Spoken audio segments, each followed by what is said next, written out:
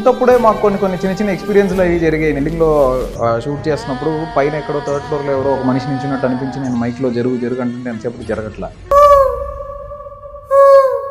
తర్వాత తెలిసింది అక్కడ. హిట్ టీవీ అభిమాన ప్రేక్షకులకు స్వాగతం. నేను మీ Nagendra Kumar. This a kind of interesting program. మొన్ననే కిష్కిందాపూర్ రిలీజ్ అయింది and it is running very good. Greater guns in the market. Audience అందరూ కూడా చాలా ఇంట్రెస్ట్గా చూస్తున్నారు ఆ సినిమా. హారర్ కైండ్ ఆఫ్ ఫిల్మ్స్లో ఇది ఒక న్యూ అప్రోచ్ అని, ఒక న్యూ పారాడైమ్ అని చెప్పి క్రిటిక్స్ కూడా మెచ్చుకుంటున్న ఈ సినిమా డైరెక్టర్ కౌశిక్ పెగళ్ళపాటి ఇప్పుడు మనతో పాటు ఉన్నారు. ఆయన్ని అడిగి దీనికి సంబంధించిన కొన్ని ఇంట్రికేట్ డీటెయిల్స్ తెలుసుకుందాం, అంటే లోపలి వివరాలు కనుక్కుందాం. వెల్కమ్. నమస్తే sir. Welcome. Thank you. Thrilling blockbuster in cinemas yes sir అని పెట్టారు టైటిల్. అంత కొట్టారా? Definitely sir. అంటే మీరు బుక్ మై షో ఓపెన్ చేసి చూస్తే మీకే అర్థమవుతుంది ఎలా జనాలు రిసీవ్ చేసుకుంటున్నారో అండ్ కలెక్షన్స్ ఎలా ఉన్నాయి అనేది. నెంబర్స్ అది నాకు తెలియదు, but definitely we're confident and we're happy that మేము అనుకున్నది మేము అచీవ్ చేస్తున్నాం అన్న కాన్ఫిడెన్స్ ఉంది. కాన్ఫిడెన్స్ ఉంది మీకు? ఉంది సార్ డెఫినెట్లీ. అంటే ఆ రోజున మీ హీరో చాలా గట్టిగా ఛాలెంజ్ విసిరి మాట్లాడారు. ఆ రేంజ్కి వెళ్ళిందా? ఛాలెంజ్ రేంజ్కి వెళ్ళిందా? 100%. యాక్చువల్లీ మీకు అంటే ఐ డోంట్ నో మీకు ఎవరైనా చెప్పారో లేదో నాకు తెలియదు, కానీ నాకు చాలామంది, మీరు ఈవెన్ ట్విట్టర్ చూస్తే కూడా చాలామంది ఆయన చేసిన కమెంట్ ఏదైతే ఉందో, మీరు 10 నిమిషాల తర్వాత ఎవరైనా ఫోన్ పట్టుకుంటే అనే పాయింట్, అందరూ దాన్నే పెట్టి ఎవరు ఫోన్ పట్టుకోలేదని, కొంతమంది నేను ఫోన్ పట్టుకున్నా కాకపోతే దేవుడి ఫోటో చూడడానికి అని, కొంతమంది మీరు అంటే మొత్తం మ్యాక్సిమం కామెంట్స్ దీని గురించి ఉన్నాయి. సినిమా బాగుందని చెప్తూ దీని గురించి మాట్లాడుతున్నారు స్పెసిఫిక్గా. నా ఫ్రెండ్ కూడా ఒక అతను యూఎస్ నుంచి నాకు మెసేజ్ చేసి, సినిమా నిన్న చూసారా చాలా బాగుంది, నేను ఫస్ట్ థింగ్ అబ్జర్వ్ చేసింది ఏంటంటే థియేటర్లో ఎవరైనా ఫోన్ పట్టుకున్నారా అని, ఎవరు పట్టుకోలేదు అని పెట్టాడు. సో అంటే ఛాలెంజ్ రీచ్ అయినట్టేగా. అంటే ఇప్పుడు ఇవాళ రేపు ఈ యంగర్ జనరేషన్ హీరోస్ సినిమాలో థ్రిల్ పక్కన పెట్టి ముందు ప్రెస్ మీట్స్లోని ఈవెంట్స్లోని ఒక థ్రిల్ క్రియేట్ చేయడానికి ట్రై చేస్తున్నారు. అది ఒక్కొక్కసారి పాజిటివ్ అవుతుంది, ఒక్కొక్కసారి నెగిటివ్ అవుతుంది. ఇది మీకు పాజిటివ్ అయిందా నెగిటివ్ అయిందా? మాకు చాలా పాజిటివ్ అయింది సార్. ఆయన అలా చెప్పకపోయి ఉంటే పబ్లిక్ అంత నమ్మి ఫస్ట్ మీరు సింపుల్ మీకు ఎందుకు పాజిటివ్ అయింది అనేదానికి ఒకే ఒక ఎగ్జాంపుల్. సినిమా 12th రిలీజ్, మేము 10th రోజు రాత్రి ఒక షో వేసుకున్నాం. సారీ 10th రోజు రాత్రి మేము ఒక ప్రీమియర్తో స్టార్ట్ చేసి అది ఒక్కొక్కటి 11th ఒక ప్రీమియర్తో స్టార్ట్ చేసి అది ఒక్కొక్కటి పెంచుకుంటూ వెళ్ళి 66 ప్రీమియర్స్, ఆల్మోస్ట్ అన్ని హౌస్ఫుల్స్. ఓకే. సినిమా చూడకుండా ఎందుకైంది హౌస్ఫుల్? ఓన్లీ బికాస్ నమ్మారు. ఎక్కడో ఇతను ఇంత చెప్పాడంటే సినిమాలో మ్యాటర్ లేకుండా అంత కాన్ఫిడెంట్గా వచ్చి మాట్లాడరు కదా, ఇంత కాన్ఫిడెంట్గా చెప్పాడంటే ఏముందో చూద్దాం అనుకుని మన ట్రైలర్లు టీజర్లు చూసుంటారు. ఖచ్చితంగా ట్రైలర్ టీజర్ వాళ్ళకి అట్రాక్టివ్గా అనిపించి ఉంటుంది. సో దెన్ వాళ్ళు సినిమా థియేటర్కి వచ్చారు. వాళ్ళు వచ్చిన తర్వాత వాళ్ళు సినిమా బాగుంది అని స్ప్రెడ్ చేసిన వర్డ్ ఆఫ్ మౌతే ఈరోజు సినిమా వాళ్ళని ఇలా నించోడానికి కారణమైంది. ఓకే. సో అది మాకు పాజిటివ్ అయింది. మీకు పాజిటివ్ అయినట్టు. అవును సార్. అది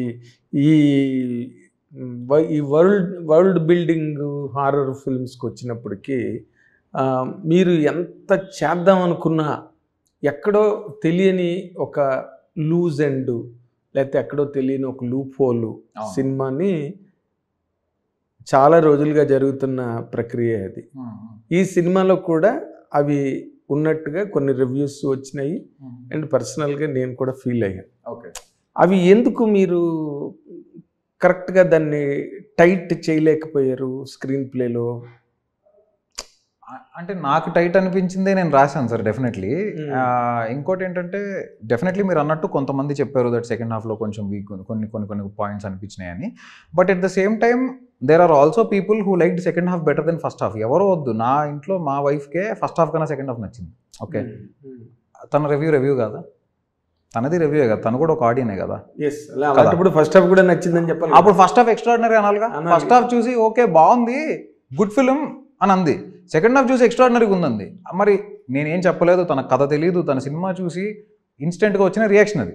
ఓకే. తనలాగానే నాకు చాలామంది, నేను థియేటర్కి వెళ్ళినప్పుడు నన్ను కలిసిన వాళ్ళు కూడా సెకండ్ హాఫ్లో ట్విస్ట్లు ఎదిరిపోయినాయి, నా సెకండ్ హాఫ్ బాగుందన్న అని చెప్పిన వాళ్ళు చాలామంది ఉన్నారు.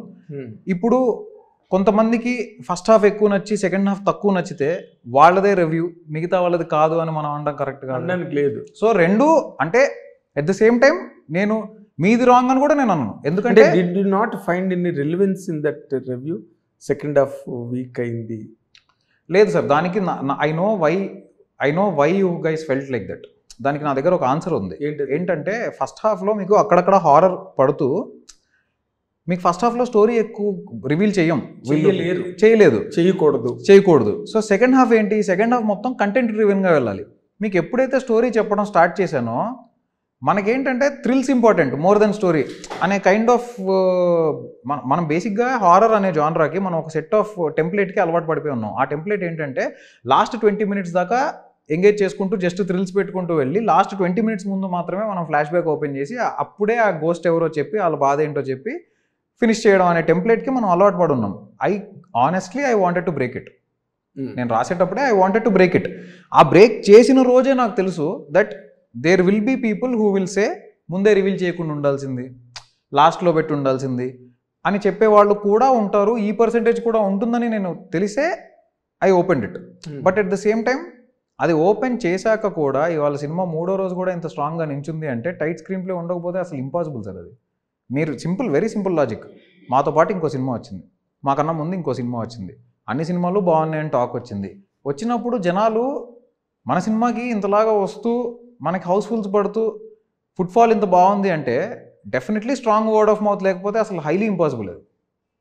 అది highly impossible. So there are people who liked first half better then second half, there are people who like second half better then first half. But I believe cinema అనేది మనం హాఫ్ల కింద డివైడ్ చేసి చూడాల్సింది కాదని నేను చాలా బలంగా నమ్ముతాను సార్. ఎందుకంటే ఇది టోటాలిటీలో చూడాల్సిన ఫిల్మ్. ఏదైనా సినిమా అనేది ఒక టోటాలిటీలో చూడాలి. ఆ టోటాలిటీలో నేను కొన్ని ఎలిమెంట్స్ బలంగా నమ్మి అరే ఇక్కడ హోల్డ్ చేస్తుంది సినిమా అని నేను నమ్మిన ఉంటాయి కదా.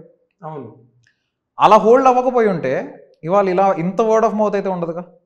అవును. సో నేను నమ్మిన ఏదైతే ఉందో అది వర్కౌట్ అయినట్టేగా. కరెక్ట్.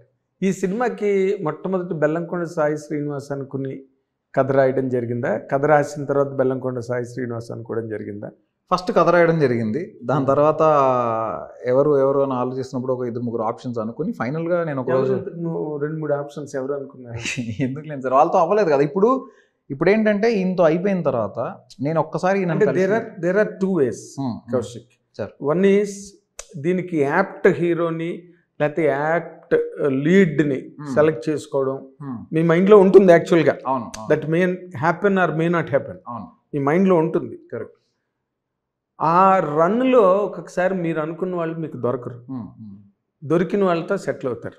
ఓకే, బట్ ఇది అలా సెటిల్ అయ్యి తీసిన సినిమా అయితే కాదు, అది గ్యారంటీ. ఎందుకంటే బెల్లంకొండ శ్రీనివాస్ గారు దొరికారు కాబట్టి ఆయనతో సినిమా తీద్దాం అనుకుని తీసిన సినిమా ఖచ్చితంగా కాదు. నేను ఆయనకి నేనే మెసేజ్ చేసి నేను ఈ కథ మీకు చెప్దాం అనుకుంటున్నాను. అంటే మీరు అనుకున్న 2-3లో సాయి శ్రీనివాస్ ఒకరు? డెఫినెట్లీ నేను అనుకున్న లిస్ట్ ఆఫ్ ఆప్షన్స్లో ఈయన ఉన్నారు. అంటే లిస్ట్ ఆఫ్ ఆప్షన్స్ అంటే ఎవరెవరికి బాగుంటుంది కథ అని మనం కొన్ని అనుకుంటాం కదా. మేబీ ఇతనికి బాగుండొచ్చు, మేబీ ఇతనికి బాగుండొచ్చు అని మనం కొన్ని అనుకుంటాం కదా. అందులో ఖచ్చితంగా సాయి శ్రీనివాస్ గారు ఉన్నారు. ఇంకొక ఇద్దరు ఎవరు కాదు. That gains interest. You're still నువ్వు సినిమాలో బ్రేక్ చేసావు ఆ రెగ్యులర్ స్ట్రక్చర్, ఇంటర్వ్యూలో బ్రేక్ చేయలేకపోతున్నావు. ఏం లేదు సార్, నేను ఎందుకు అది దాని గురించి అవాయిడ్ చేస్తాను అంటే simple logic.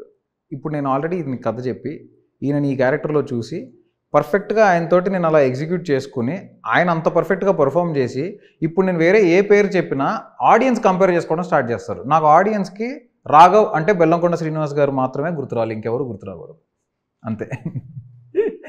Hit TV app, ఇందులో short news, live news, entertainment shows, movies, digital magazines తో పాటు మీ జిల్లా వార్తలను కూడా ఫ్రీగా చూడొచ్చు. ఇంకెందుకు ఆలస్యం, వెంటనే హిట్ టీవీ యాప్ ని డౌన్లోడ్ చేసుకుని ఫ్రీగా ఎంటర్టైన్మెంట్ పొందండి. Hit TV app. Hit TV app. Please download hit TV app. Hit TV app ని ఫ్రీగా డౌన్లోడ్ చేసుకుని ఎంజాయ్ చేయండి. మీకు నచ్చిన ఎంటర్టైన్మెంట్ కోసం హిట్ టీవీ యాప్ ని ఫ్రీగా డౌన్లోడ్ చేసుకుని ఎంజాయ్ చేయండి. హిట్ టీవీ యాప్ ని డౌన్లోడ్ చేసుకుని ఆస్వాదించండి, ఆశీర్వదించండి. ఇంతమంది సెలబ్రిటీలు హిట్ టీవీ యాప్ ని డౌన్లోడ్ చేసుకోండి అని చెప్తున్నారంటే ఎంత మంచి యాప్ ఆలోచించండి. అమెరికా అమెరికా అమెరికా అమెరికాలో చదవాలనుకునే వాళ్ళకి విశ్వసనీయమైన పేరు మన శౌర్య కన్సల్టెన్సీ. UK లో 1 year masters, UK లో 1 year masters, 2 years work permit up to 5 years visa. Contact Shaurya Consultancy. Contact 89851 89851.